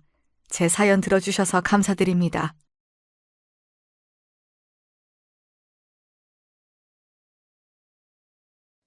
안녕하세요. 제가 거의 습관적으로 사연에 빠지다를 찾는 열혈 구독자인데요. 오늘은 제가 직접 사연을 신청해 봅니다. 부디 사연으로 소개가 되길 바라는 마음과 왠지 부끄러우니까 진짜로 소개까진 안 됐으면 좋겠다는 마음이 함께 드네요. 전 이런 것에도 왜 이렇게 떨리는지 모르겠어요. 제가 원체 사서 걱정을 하는 스타일이라 그런가 봐요. 그래도 이왕이면 소개가 되는 쪽이 좋겠죠? 은근히 기대를 하면서 이야기를 써볼게요. 언제까지고 풋풋한 소녀이자 파릇파릇하게 싱그러운 20대 청춘의 젊음만 간직하며 살 것 같았는데 그 시절이 다 지나고 어느새 중년의 나이가 돼버렸네요. 어렸을 적엔 나이가 들면 인생을 달관하게 되고 생활의 모든 지혜를 깨우치게 될 줄 알았건만 막상 나이를 먹어보니까 전혀 그렇지도 않아서 저는 꽤나 머쓱한 웃음이 지어진답니다. 혹시 저처럼 느끼시는 분들이 또 계실까요? 나이는 숫자에 불과하다라는 말처럼 나 자신은 그대로 가만히 있었을 뿐인데 시간이 흘러서 나이만 먹게 된 것이 전부일 뿐 많은 인생의 깨달음이 함께 딸려오진 않은 것 같습니다. 이처럼 어릴 때 막연히 그려보았던 미래와는 현실이라는 게 무척 괴리감이 있었던 듯 싶어요. 생각하고 상상했던 그림대로 안 사라진다는 얘기죠. 여러분은 가정이나 혹은 지인들 중에서 독특한 사람을 두셨나요? 독특하다는 게 어찌 보자면 그 상대를 보는 사람들로 하여금 골 때리게 만든다는 의미일 수도 있죠. 2달 전에 제가 오랜만에 회동한 지인들하고 만나서 얘기꽃을 피우던 와중에 이런 주제가 나왔을 때 제 옆자리에 앉아있던 지인이 자신만만한 목소리를 냈었죠. 우리 집안은 일단 그런 경우가 없어. 양가 집안 다 통틀어서 특이한 사람이 전혀 없거든. 그러자 맞은편에 앉아있던 다른 지인이 대꾸하는 게 엄청 웃겼어요. 야, 그럼 넌가 보네. 집안의 골칫덩이, 아픈 손가락, 아무도 없다고 생각하면 너 자신인가 보네. 너 요새 인터넷에서 유행하는 또라이 질량 보존의 법칙도 몰라? 사람 셋만 모여도 반드시 그중엔 또라이가 있대. 근데 셋 중에 또라이가 얘도 아니고 쟤도 아니잖아? 그럼 자기 자신이 또라이란 거야. 제 옆자리에서 지인이 당황해서 얼굴이 시뻘겋게 변하는데 나머지 사람들은 웃겨가지고 웃음을 참느라고 그 탓에 얼굴이 빨개졌던 기억이 있네요. 집에 와서도 그 말이 생각나서 혼자 계속 키득키득 됐었어요. 유난히 또라이의 비율이 높았던 집단을 전 알고 있습니다. 그건 다름 아닌 바로 제 시댁이었으니까요. 저는 친정 집안 형편이 썩 좋지 못했기 때문에 제 위로 오빠와 언니 모두 일찍이 돈부터 벌어서 열심히 살았었고요. 저도 그런 모습을 보고 자라서 그런가 공부보단 취업을 일찍 하는 게 인생에 도움된다는 생각을 은연중에 하고 있었죠. 더 솔직히 말씀드리자면 공부에 썩 대단한 재능이나 취미도 없었고요. 그래서 학비가 지원되는 전문대를 나왔고 연계가 되는 곳에서 일단 사회 초년생 시절을 보내다가 좀 더 그럴싸한 직장으로 옮겨 일을 다니고 있었습니다. 그러다 마침 그 주변으로 장기 출장을 나와 있던 남편을 만나게 됐고 눈이 맞았던 겁니다. 둘 다 늦지 않게 가정을 꾸리는 것에 생각이 통했죠. 근데 사실 남편을 사랑하긴 했으나 결혼까진 망설여져서 한 번은 파혼을 했었어요. 감정적으로 싸워서 파혼했다가 시간이 흘러 다시 만난 뒤에 결혼했던 거죠. 단지 싸운 것 때문에 파혼한 건 아니었고 시댁이 심상치 않았기 때문에 그랬습니다. 그 기가 막힌 시댁의 뚜껑을 이제부터 열어보겠습니다. 남편은 우선 3남매입니다.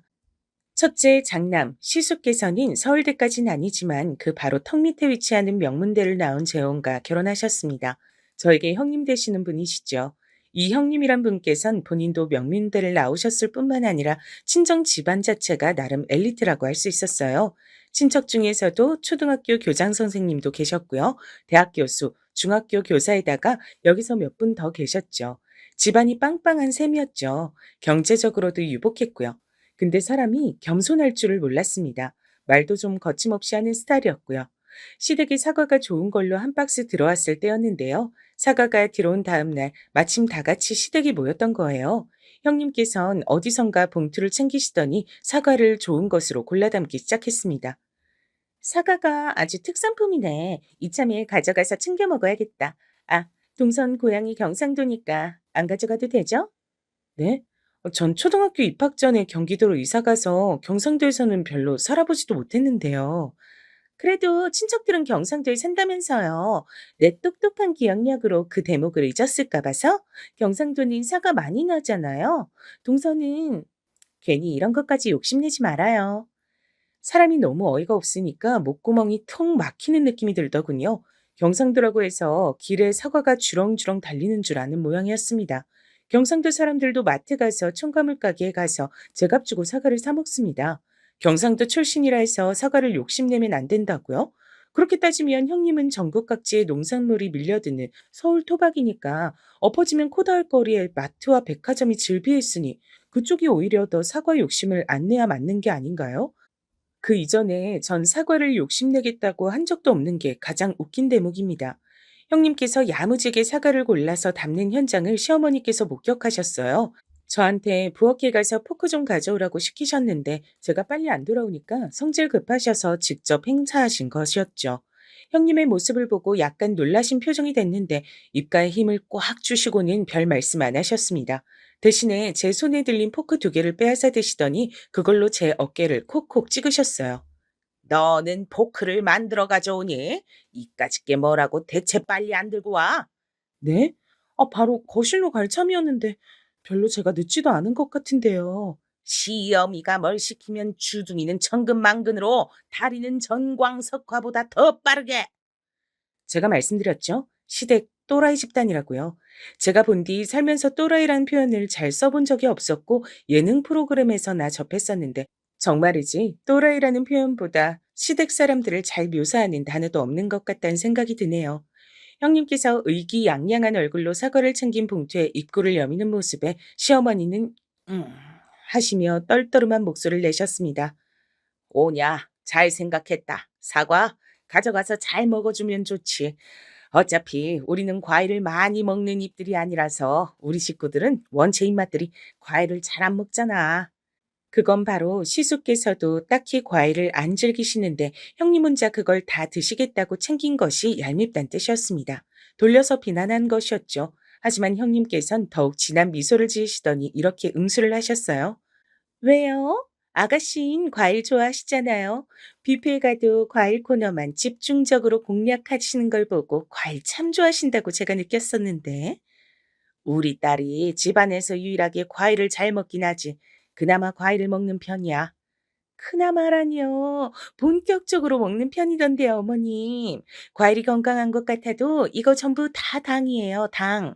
과일 많이 먹으면 혈당 작살나요. 아가씨는 지금도 혈당 관리가 필요하신 상태 같던데. 과일 좀 못 먹게 하세요. 삼남매 중에 둘째가 제 남편이고요. 막내인 셋째가 시누이입니다. 혼자 딸인데다가 막내고 게다가 타고난 성격도 장난 아니고 이런저런 이유가 겹쳐졌기 때문인지 사람이 약간 막무가내로 자란 것 같았어요. 게다가 자기 오빠들과는 다르게 혼자서 고졸이었죠. 대학교를 다니던 도중에 자퇴를 했거든요. 자퇴 이유는 아무도 모릅니다. 자퇴서도 자기 가족들과 한마디 상의도 없이 혼자 독단적으로 결정한 것이더라고요. 그때 시부모님께서 뒷목 잡으며 쓰러지셨고 그 이후론 시누이를 반쯤 포기한 것 같다고 남편이 그랬습니다. 시누이는 가끔 아르바이트나 하며 지냈어요. 그게 전부였어요. 원래는 그것도 안 했는데 형님 때문에 아르바이트라도 시작한 것으로 알고 있습니다. 형님께서 시누이를 인생의 패배자라며 비하하고 우습게 여기셨다는데 그런 여파 때문이었나 보더라고요. 시누이는 뚱뚱하다고까지 할 건 아니고 좀 통통했습니다. 나머지 시댁 식구들은 모두 마른 편이었는데 혼자서 통통했기 때문에 더 튀었어요. 그런 시누이를 형님께선 비웃으셨고요. 그래. 과일도 많이 먹으면 안 좋지. 우리 딸한테 과일 좀 많이 먹지 말라고 내가 단단히 일러야겠네. 올해 사과가 유독 비싸다 그러던데 아가씨는 아르바이트 그거 일주일에 2번인가 3번 나가는 걸로 사과 한 박스 값은 벌어오시나 모르겠어요? 시어머니께서 바들바들 떠시는 것도 안 보이시는지 형님께선 신랄하게 쐐기를 박으셨습니다. 미리 사과를 자동차 트렁크에 챙겨놔야겠다고 하시면서 총총 걸음을 옮기시더라고요. 놀랍기도 했고 약간은 부럽기도 했어요. 왜 부러웠냐고요? 너는 뭘 그렇게 멍하니 있어? 얼른 빠릿빠릿하게 움직여. 하여간 당체 제대로 하는 게 하나도 없어. 배경 든든하고 명문대 나오신 형님께는 별소리 못하시면서 만만한 저는 쥐잡듯이 하시는 시어머니 때문이었죠.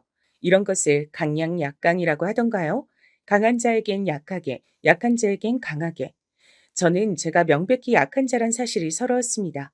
시어머니께선 절 처음부터 별로 마음에 안 들어 하셨어요. 당신의 둘째 아들이 저보다 훨씬 낫다면서 제가 너무 이득인 결혼이라 얄밉다고 하셨습니다. 또한 결혼하겠다고 했다가 파혼했던 주제에 다시 나타난 것도 너무너무 짜증나고 싫다고 하셨어요. 당시에는 자세히 몰랐는데 시간이 지나면서 시어머니께서 저에게 품으신 비호감의 정확한 이유를 제가 알게 됐었는데요. 그게 뭔지 아시나요? 그건 다름 아니라 질투심이었습니다. 대체 시어머니께서 저에게 질투심을 발휘하실 이유가 뭔지 궁금하시죠? 시어머니께서 절 질투하신 이유 여러분이 한번 추측을 해보시겠어요? 우선 오만방자하신 형님의 얘기를 마무리 지을게요. 당신 혹시 사과 선물로 들어온 거 그거 챙겼어? 왜? 우리가 그냥 사 먹으면 되잖아. 사과가 알도 크고 특성품이니까 챙겼지. 그리고 난 사과 좋아해. 잘 먹어. 아, 그런 얘기가 아니라 잘 먹는 거 그냥 사 먹으면 될 것이지. 왜 아버지 어머니 드실 걸 멋대로 챙겨가? 차에 갖다 놓고 왔지? 얼른 다시 가져와. 뭐라고? 되게 황당한 소리를 다 하네. 내가 그걸 왜 도로 가져와야 돼? 어머님이 괜찮다고 하셨어. 가져가서 잘 먹으라고 하셨어. 얘기 끝난 부분이고 별것도 아닌 거니까 당신은 제발 오바 좀 하지 마. 없어 보여. 그리고 나한테 그런 식으로 지시하지 마. 기분 더러워. 당신이 이렇게 구는 것이 한두 번이 아니니까 내가 이러는 거잖아. 목소리 높이지 마. 그런 것도 너무 없어 보이니까 무식해 보여. 당신은 제발 그런 식으로 꼬리 자르고 도망가는 화법 좀 고쳐. 내가 말했지? 목소리 높이지 말라고. 스스로 무식하다고 광고하는 거야 뭐야? 천박한 티 좀 작작내. 이래서 유전자는 어쩔 수 없는 건가 싶네. 이래서 집안 내력이란 게 있는 거야. 형님께선 검지를 입술에 가져다 대시며 쉿 타셨고 시숙께선 너무 화가 나서 얼굴이 곧 터질 것처럼 붉게 달아오른 채였죠. 시어머니께선 그 모습을 보시고 좌불안석으로 눈알을 굴리시며 싸우지 좀 말라고 살살 두 사람을 달래고 계셨어요. 네, 맞아요. 시숙과 형님은 사이좋은 부부가 아니었습니다. 처음에 어떻게 결혼하셨는지 의문일 뿐이에요. 남편에게 듣기로는 두 사람은 반대가 끌리는 이유라는 소리를 늘어놓으면서 온갖 폼은 잡으며 결혼식을 올리셨다고 하던데 반대에게 끌릴 수는 있어도 그것은 일시적일 뿐 융화되긴 힘든 모양이었습니다. 그러다 시어머니 생신이 됐을 때였는데요. 시숙과 형님께선 어디 명품사에서 나온 브로치를 선물로 준비하셨습니다. 시어머니께서 손수건이나 스카프 같은 것을 잘 두르시니까 거기다 멋지게 달고 다니시란 의미였죠. 저희 부부는 신상으로 나온 등산복을 선물로 드렸습니다. 시어머니께서 운동 다니시는 취미를 그때 막 들이신 참이었거든요. 그리고 시누이의 순서가 되었는데 시누이는 손편지하고 영양제 한 통을 선물로 드렸어요. 그게 아마 멀티비타민이었을 거예요. 여자용으로 나온 거요. 거기까진 별 문제가 없었죠. 근데 형님께서 비틀린 미소를 입가에 대시더니 시누이를 향해 폭탄 발언을 시작하셨던 겁니다. 저런 거 효과도 거의 없어요. 플라시보 효과가 뭔지 아시죠? 뭐라고요? 플라스틱이라고요? 플라시보요. 쉽게 말해서 기분 탓이란 거예요. 실제로 효과가 없는 약이지만 몸에 좋은 거라니까 효과가 있겠지라고 믿으며 먹는 탓에 효과가 나타났다고 여기게 되는 거죠. 저 영양제 성분 좀 보세요. 저런 건 솔직히 영양제라고 하기에도 민망해요. 약국에서 가장 잘 팔리는 거라고 해서 산 건데요.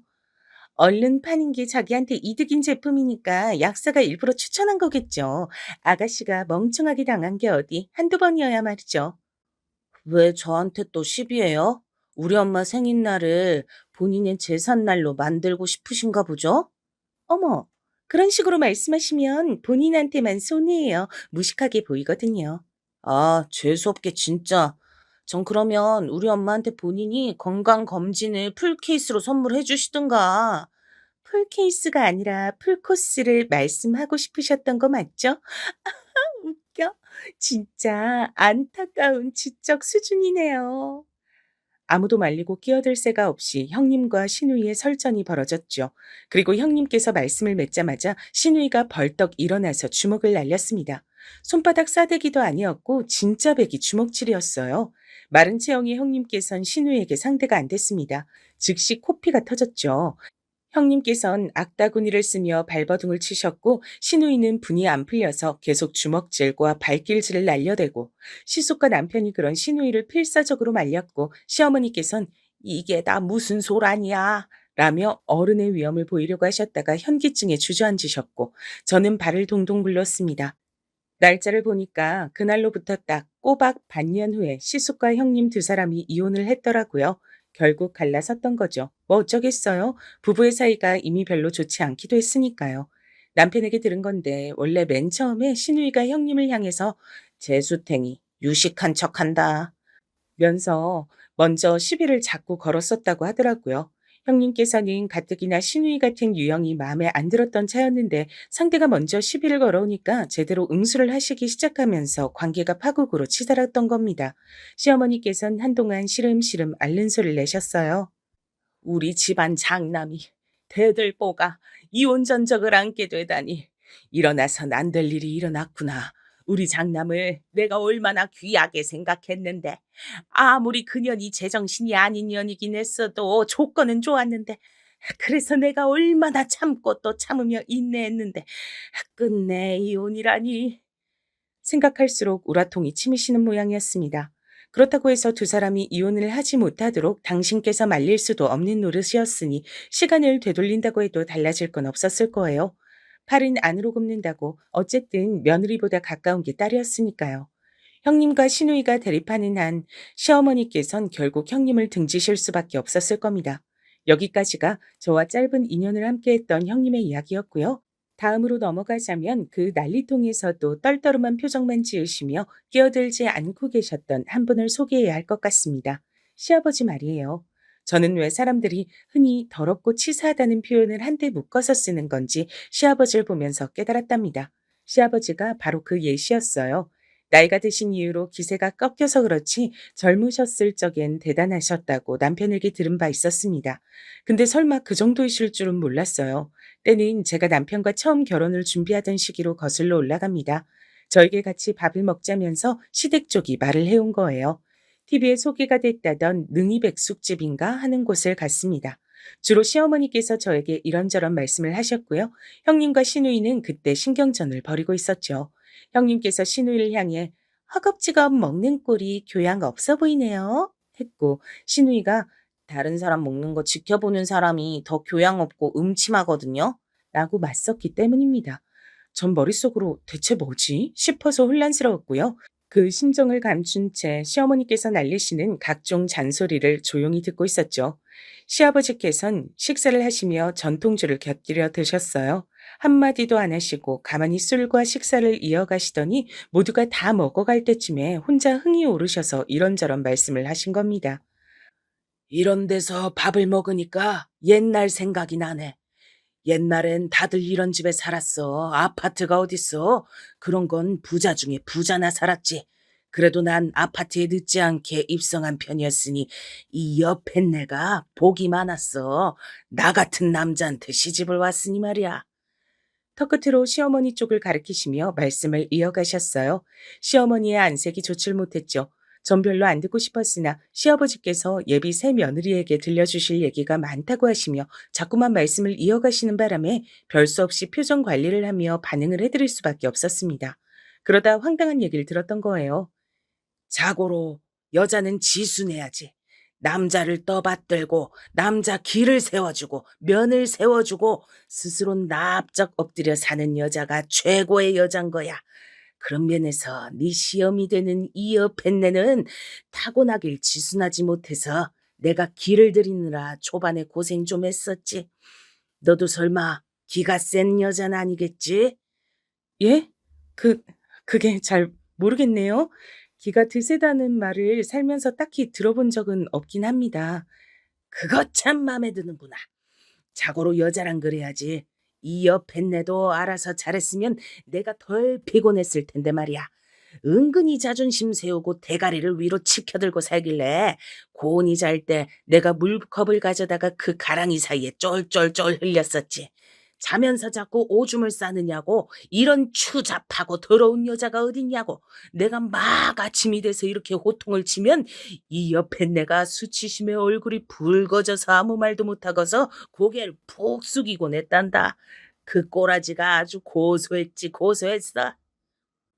이게 대체 무슨 얘긴가 싶어서 제 눈이 휘둥그레졌죠. 놀라서 시어머니 쪽을 쳐다봤더니 얼굴에 수치심이 가득 차 있었어요. 마침 형님과 시누이의 신경전이 거세지는 바람에 시숙과 남편은 그쪽을 말리느라 시아버지의 말씀을 듣지 못한 바였습니다. 시아버지께서 그때를 떠올리기만 해도 즐겁다는 듯 껄껄 웃으셨고요. 전 속으로 이런 미친 분을 다 봤나 싶었습니다. 그 시절이 참 좋았다며 웃으시는 시아버지를 참지 못하신 시어머니께선 결국 물컵을 들고 그걸 시아버지의 얼굴에 끼얹으셨어요. 시아버지께서 찬물 세례를 맞으시고 화들짝 놀라셨고 다들 따라서 놀라면서 분위기는 완전히 어수선해졌고 그러고 나서 며칠 뒤에 전 남편과 싸우고 파혼을 했던 겁니다. 시숙과 형님에 이어 시아버지와 시어머니 두 분이 어떤 느낌의 관계이신지 대략 짐작이 가시죠? 시댁은 이런 집안이었어요. 그나마 집안에 땅이 있다는 것, 재산이 어느 정도 있어 문제없이 굴러왔다는 것, 자식들과 돈이 아니었다면 시어머니께선 진작에 다 때려치우고 시아버지와 갈라서셨을 것이란 것이 중요한 사실들이었죠. 만약에 내 친정집이 그 정도로 재산이 있기만 했었어도 확실히 더 편하게 살았을 텐데. 그랬다면 우리 엄마가 고생을 덜 하셨을 텐데. 참 씁쓸하네. 앞서 밝혔던 것처럼 친정은 형편이 좋지 못했기에 오빠와 언니가 일찍 취업 전선에 뛰어들었습니다. 약간 늦둥이라고 할 수 있는 저는 오빠와 언니 덕분에 학교 다니며 편하게 학원도 끊고 매점에서 맛있는 것도 사 먹을 수 있었던 거예요. 형편이 어려워졌던 이유는 아빠께서 주식으로 전 재산을 날리셨기 때문입니다. 전 재산을 날리신 것에 그치지 않았죠. 자괴감에 빠지신 친정 아빠께선 모든 의지를 잃어버리시고 일도 그만두신 채 술에 빠져서 지내기 시작하셨으니까요. 전 재산이 날아갔던 주식, 그것은 친정아빠의 오랜 지인이 강력하게 추천해 준 것이었습니다. 근데 알고 보니까 그 오랜 지인이란 사람은 혼자서 일찍이 발을 빼서 손해를 보지 않았더라고요. 그걸 아시고 아빠께서 배신감에 몸서리 치셨던 거죠. 자식만 셋이었고 친정 엄마께선 가만히 계실 수가 없었습니다. 공장에 들어가셨다가 벌이가 여의치 않고 어린 제가 걱정되기도 하셔서 다른 일을 찾으셨는데 그게 바로 식당 일이었습니다. 식당의 주방 뒤편에는 쪽방이 있었고 전 거기서 혼자 손장난을 치고 그림을 그리면서 시간을 보내기 일쑤였죠. 엄마께서 쉬지 않고 열심히 일하시는 모습을 보며 오빠와 언니는 결의를 다졌죠. 둘 다 이를 악물고 성인이 되자마자 부지런히 돈을 벌었습니다. 자식들이 그렇게 사는 모습을 보시고 그제서야 아빠께선 정신을 차리셨죠. 자존심이 상해서 아무 일이나 할 수 없다고 하셨던 과거를 접어두시고 청소일을 다니기 시작했습니다. 그 변화가 너무나도 친정엄만 감동적이라고 하셨더랬죠. 전 막내라서 그런가 조금은 철없는 질문은 친정엄마께 드린 바 있었어요. 왜 어째서 친정아빠와 이혼하지 않으시고 돈을 버시긴커녕 돈을 까먹고만 계시는 걸 그간 참고 받아주며 사셨는가 하는 궁금증이었습니다. 사랑은 다른 게 아니야. 기다림이야. 그리고 인내야. 그게 없인 사랑이란 걸 할 수가 없어. 친정엄마께서 그렇게 대답해 주셨던 순간 제 가슴에 깊은 울림이 일어났었죠. 제 가족이 더욱 소중하게 느껴지게 된 순간이었습니다. 오빠와 언니가 차례로 결혼하고 가정을 꾸렸으며 더 이상 돈 한 푼 때문에 가슴 졸이며 아쉬워하지 않아도 되는 상황이 왔건만 엄마께선 도무지 쉬실 줄을 몰랐습니다. 이제는 식당 일을 하시는 게 인으로 바뀌어버렸다고 하셨죠. 식당은 대단히 잘 되지도 못 되지도 않는 곳이었습니다. 사부작 움직이며 일을 하시기엔 딱이라고 친정 엄마께서 그러셨어요. 그래서 저희 3남매 중에 아무도 친정엄마를 적극적으로 일을 그만두시게끔 하지 못했습니다. 그게 지독한 후회로 남을 줄도 모르고 그렇게 굴었습니다. 늦게 퇴근하시는 날이면 식당 앞으로 아빠께서 가셨고 집까지 함께 돌아오셨죠. 두 분이 그렇게 지내시는 것이 좋았습니다. 엄마께서도 힘들어도 꾹 참고 살다 보니 결국 이렇게 평안하고 좋은 날이 왔다며 행복해 하셨고요. 그런 나날이 오래 이어지지 못할 것도 모르는 채로 모두가 마음을 놓고 있었던 거예요. 불행은 아무런 예고도 없이 닥쳐왔습니다. 유독 피곤하고 살이 자꾸만 빠지는지 바지에 허리가 헐렁하다고 그런 말씀을 엄마께서 자주 하셨다고 아빠께서 슬프게 알려주셨죠. 쉬는 날을 이용해서 병원을 가보신 엄마께선 정밀 검사를 받아야 한다는 소견에 불안해지셨고 안 좋은 예감은 맞아 떨어지셨습니다. 암이었고 무려 사기였습니다. 멀쩡히 식당 일하시면서 지내고 계셨던 분이었습니다. 그런데 어떻게 시한 비울 수가 있단 말입니까? 믿어지지가 않았어요.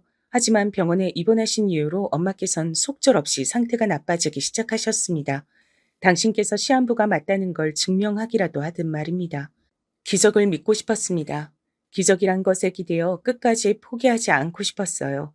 남편은 저에게 다른 건 아무것도 신경 안 써도 되니까 엄마 곁에 있으라고 귀중한 시간을 앞으로 낭비하지 말라고 그렇게 절 배려해 주었습니다. 하지만 시어머니께선 이게 안 입고 오신 모양이었어요. 굳이 그렇게 매달려서 난리를 쳐야 될 일인지 모르겠네. 그렇게 큰 대학병원인데 어련히 알아서 진단을 내렸을까 봐. 내 아들은 내팽개치고 병원에나 붙어 있고 해도 너무하네. 제가 병원에 있으면서 남편과 통화를 할 때였는데 옆에 시어머니께서 계신지 목소리가 들려왔습니다. 제가 들어도 상관없다는 식이 아니라 제가 들었으면 하셔서 그렇게 크게 말씀하신 것 같았어요. 그래서 집에 시어머니께서 와 계시냐 그랬더니 그게 아니라 남편이 시댁에 들른 것이라고 했습니다. 시어머니께서 밥 차려주겠다고 남편을 부르셨다 그랬어요. 시어머니의 발언에 화딱지가 났으나 그런 것으로 감정과 시간을 소모할 여력마저 없었습니다. 엄마가 뭐든지 최우선이었으니까요. 간절하게 기적을 바랬으나 안타깝게도 엄마의 상태는 점점 더 나빠져만 갔습니다. 한 번은 발작이 와서 의료진이 긴급하게 와서 응급조치를 한 끝에 간신히 의식을 되찾기도 하셨어요. 전 겁이 났습니다. 엄마, 제발 죽지 마요. 나 두고 가지 마세요. 나 아직 엄마 없인 안 된단 말이에요. 제가 울면서 그런 소리를 하자 엄마께선 인자하신 얼굴과 목소리로 저에게 이런저런 말씀을 해주셨습니다. 지금 생각해보면 모든 기력을 다 끌어모으신 것이었어요. 네 오빠하고 언니는 내가 사실 준비가 안 됐을 때 낳았었어. 네 오빠를 가지게 돼서 급하게 결혼을 했었으니까. 게다가 네 언니도 연년생으로 태어났었으니. 오빠가 생겨서 부모님은 급하게 살림을 차리셨고 금방 언니도 생겼습니다. 언니가 뱃속에 생겼을 때 친정 부모님께서 깜짝 놀라셨다고 해요. 설마 그때 임신이 될 거라곤 예상치 못하셨다고 하더군요. 금세 자식이 둘이나 됐으니 양가의 어른들께서도 신경을 많이 써주시면서 참견도 많이 하셨다네요. 그래서 엄마께선 정신이 쏙 빠진 채로 하루하루를 사셨대요. 그러다가 내 나이 30에 널 가졌을 때 얼마나 행복했던지 몰라. 아, 이제야 내가 내 자식을 준비가 충분히 된 상태에서 만나볼 수 있겠구나 싶더라고. 뱃속에서부터 차근차근 마주했던 유일한 자식이 바로 너였어. 넌 존재 자체로 나에게 감동이었지. 네 오빠하고 언니한텐 내가 정신없고 서툴지만 그래도 다 신경 써줬었는데 넌 어렸을 때부터 내가 맞벌이 하느라 외롭게 둔 것 같아 어찌나 미안하던지. 내가 이렇게 되고 나서부터 가만히 과거를 돌아보면 조금만 더 우리 막내딸 곁에 있어줄 걸. 학교에서 어땠는지 물어봐 줄 걸. 친구는 누구랑 가장 친한 건지 이름 좀 물어봐 줄 걸 싶더라. 우리 예쁜 막내딸에게 물어봤던 거라곤 항상 성적표 나올 때 되지 않았냐고 고작 그런 소리들이었다는 게 후회가 됐어. 친정 엄마의 잔잔한 말소를 들으며 전 울고 웃고를 반복했습니다. 성적표 얘기를 자주 물어보셨으나 정작 제가 받은 성적이 어떻든 혼내지 않으시고 저에게 그저 잘했다, 수고했다 하시며 머리를 쓰다듬어 주셨던 분이 바로 친정 엄마셨어요. 하지만 난 엄마가 요리를 잘하셔서 좋았어요. 식당에 아무도 없을 때 내가 테이블 하나를 차지하고 앉아서 모든 반찬을 다 먹을 수 있어서 그게 즐거웠어요. 엄마는 매일 바쁘셨지만 단 한 번도 나는 끼니를 거른 적이 없었던걸요? 다 엄마 덕분이에요. 엄마표 특제 된장찌개 먹을 땐 세상에서 가장 행복한 사람이 된 것 같았어요. 맞아. 너 그거 외가 식구들 닮아서 그래. 된장찌개에 고추장 조금 넣고 끓이는 거. 그런 거 외가 입맛이거든. 된장찌개 안 하면 밥 한 공기 뚝딱 하던 우리 막내딸. 앞으로는 앞으로 살 뺀답시고 밥 줄여 먹지 마. 우리 예쁜이 막내딸은 밥 잘 먹을 때 복스럽고 좋아. 알았지? 내가 다이어트 한다고 살쪘을 때가 20살이었어요. 엄마, 나 이제 그런 거에 너무 집착 안 해요. 인생을 너무 팍팍하게 살고 싶지 않아졌어요. 모든 사람이 오래오래 살다 가라는 보장이 없잖아요. 언제까지 살지도 모르는데 아등바등 살이나 빼고 싶겠어요? 그렇구나. 내가 오래오래 못 살아서 미안해. 우리 막내딸, 어떻게 사나? 내가 더 지켜봐줘야 하는데, 그러질 못하고 떠나서 너무나도 미안해. 태어나서 그렇게 슬픈 순간은 처음이었어요. 사랑하는 친정엄마가 죽음을 앞두고 계시는데 제가 그걸 막을 도리가 없다는 것이 절 미치도록 무력하게 만들었습니다. 오열하며 무너져 내린 절 오빠와 언니가 다독여줬죠. 그리고 아빠께서 든든하게 친정엄마의 마지막 순간까지 바로 곁에서 바라보시며 지켜주셨어요. 자식이 줄 수 없는 사랑은 배우자만이 줄 수 있는 것이겠죠. 아빠께서 꼭 손을 잡아주시자 엄마께서 편안한 얼굴로 희미한 미소를 지으시는 걸 볼 수 있었습니다. 마지막에 미소를 지으신 뒤 세상을 떠나셨어요. 고통이 가득했던 육신을 벗어던지시고 부디 저 하늘나라에선 아픔 없이 자유로우시기만을 바랬습니다. 잘 보내드렸다고 생각했으나 후유증이 컸어요. 이런 저를 남편은 충분히 이해해 주었습니다. 남편하고 제가 공통적으로 분식류를 좋아해요. 그래서 사다 먹기도 했으나 종종 집에서 직접 만들어 먹기도 했죠. 엄마께서 떠나시고 나서 비록 적응은 안 됐으나 그래도 어떻게든 제 일상으로 잘 돌아왔다고 생각했는데 이따금씩 저도 모르게 멍해지곤 했어요.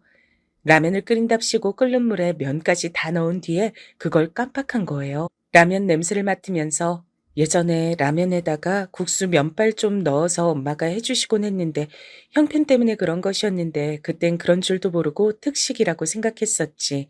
이런 상념에 빠져 있었던 거죠. 제가 라면을 끓이는 동안 얼른 세수하고 씻고 나오겠다고 했던 남편이 욕실에서 나오자마자 깜짝 놀라 부엌으로 달려가지 않았다면 냄비는 더 엉망이 됐을 거예요.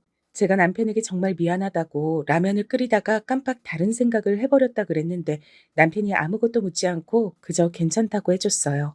원래 같았으면 되게 퉁명스럽게 저한테 잔소리를 날렸을 사람인데 제가 힘든 걸 알고는 배려를 해주는 게 느껴져서 고마웠습니다. 사람은 힘들고 괴로울 때 내밀어진 도움의 손길을 절대 잊지 못한다고 하잖아요. 그래서 남편에게 감동이었어요. 이런 게 가족이구나 싶었습니다. 남편과 제가 이제 영락없이 한 가족이란 것이 그때 제대로 실감이 되었던 듯 싶어요. 김밥을 싸다가 망쳤을 때도 마찬가지였죠. 제가 완전히 정신을 놓고 밥에다가 간을 소금이 아니라 설탕으로 해버린 거예요. 말도 안 되는 실수였어요. 근데 남편이 저한테 화를 내긴커녕 두고두고 놀릴 건수가 생겼다며 그저 유쾌하게 넘겨준 겁니다. 제가 아닌 한 분명 이럴 때는 제정신이냐며 일단은 화를 한번 내야 그게 남편의 성격이었는데 하여간에 엄마 돌아가시고 나서 심적으로 계속 힘들 때 남편 덕분에 그래도 많이 풀어졌었어요. 떡볶이도 맛없게 망쳤는데 남편이 지옥에서 온 떡볶이라고 장난스럽게 놀리면서 꾸역꾸역 다 먹었습니다. 고마웠죠. 그래서 저도 힘을 내야겠다고 더욱 생각했던 겁니다. 정신 차리고 열심히 얼른 잘 살아야 하늘에서도 엄마께서 기뻐하실 테니까요. 친정아빠께서 상심이 크셨으니 걱정이 됐는데 오빠하고 새언니가 자주 들여다보면서 챙기고 있다기에 한시름 덜었습니다. 다행이었어요. 아빠께선 엄마 돌아가시기 전까진 꿋꿋하게 버티고 계셨다가 영정 앞에서 완전히 무너지신 채 오열을 하셨었죠. 당신은 이렇게 갈 사람이 아니었는데 전부 나 때문이야. 나같이 못난 남자를 만난 것 때문에 당신이 이렇게 된 거야. 불쌍한 당신. 더 잘 살 수 있었는데, 나만 아니었어도 그럴 수 있었는데, 내가 못나서 이렇게 됐어. 당신이 불쌍해서 견딜 수가 없어. 당신, 여보, 애들 엄마. 지켜보던 저도 오빠와 언니도 따라서 오열할 수밖에 없었습니다. 엄마의 인생이 너무 안타깝고 불쌍하다고 사실은 저희도 그런 생각을 한 번쯤은 한 뒤였으니까요. 저희 삼남매보다 아빠께서 가장 힘드실 것 같았습니다. 그래서 전 남편의 덕도 받으면서 마음을 추스리고 난 다음에 아빠께 자주 연락을 드리기 시작했죠.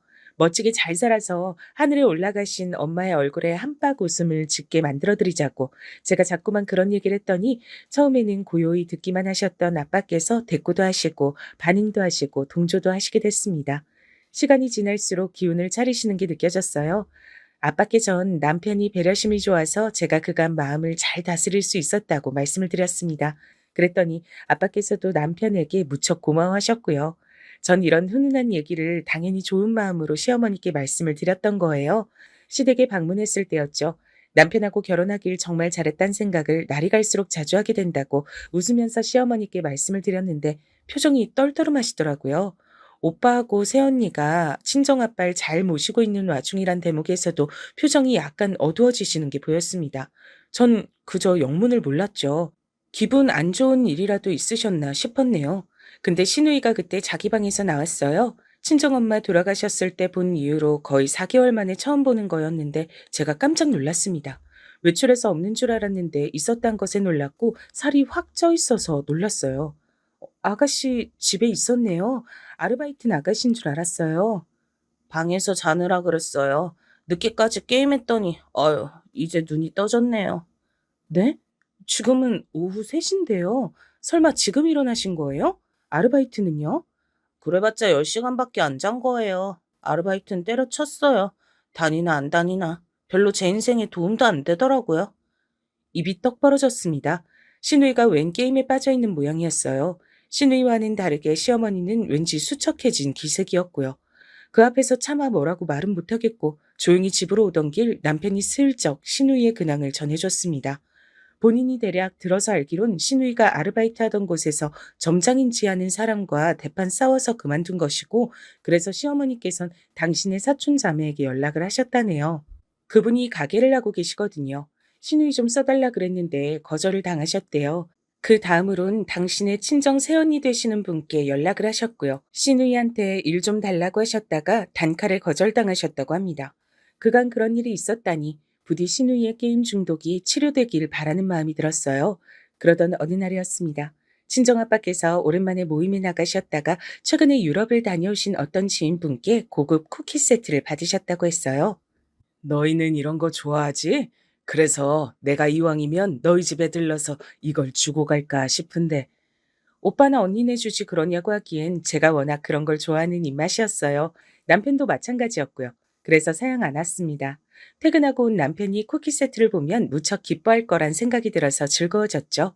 친정 아빠께서 들르시면 커피 한 잔 드리려고 제가 바쁘게 움직이던 바로 그때였습니다. 띵동 현관벨이 울려 보니까 시어머니께서 오신 거예요. 당황한 채로 문을 열어드렸죠. 어머님, 연락도 없이 이 시간에 웬일이세요? 내가 연락을 굳이 하고 와야만 하니? 마침 집에 있었구나. 남자 양말 질 좋은 게 생겨서 여기다 두고 가려 했지. 남편에게 새 양말 세트를 주고 싶어 들리신 것이었습니다. 바로 가보신다 그러길래 제가 민망해서 괜히 배웅을 따라 나갔습니다. 엘리베이터 안에서 양말 몇 개는 이따가 친정 아빠 드리고 싶단 소리를 해버렸어요. 그러자 시어머니께서 웬 사돈 얘기냐고 하셨고 전 친정 아빠께서 이따가 먹을 걸 들고 방문하시기로 했단 말씀을 드렸습니다. 친정 엄마 돌아가신 이후로 아빠께선 처음으로 친구분들과 오늘 만나러 나가신 것이라고 기운 차리신 모습이 너무 다행이고 보기 좋다고 제가 그런 얘기를 신이 나서 늘어놨는데요. 시어머니의 똥 씹은 표정을 보곤 점차 입을 다물게 됐습니다. 기분 안 좋은 일이라도 있으셨는지 여쭈었다가 제가 황당한 소리를 듣게 됐고요. 사람은 누구나 죽기 마련인 건데 거참 다들 유난이고 호들갑이다. 자꾸 그러니까 좀 꼴배기 싫네. 네? 어머님, 다른 누구도 아니고 제 친정 엄마가 돌아가셨는데요. 유난이고 호들갑이라뇨? 말씀이 심하십니다. 누가 보면 부잣집 사모님이라도 돌아가신 줄 알겠어. 식당 일이나 기껏 하던 식당 아줌마 하나 죽은 것뿐인데 애도가 너무 지나치잖아. 지금 식당 아줌마라고 하셨어요? 뭘 그렇게 열을 내니? 나는 사실을 말한 것뿐이야. 고단한 식당 아줌마의 삶 적당히 끝났으니 호상이라고 할 수 있지. 시어머니의 막말에 제가 머리끝까지 화가 치밀어 오르던 바로 그 순간이었습니다.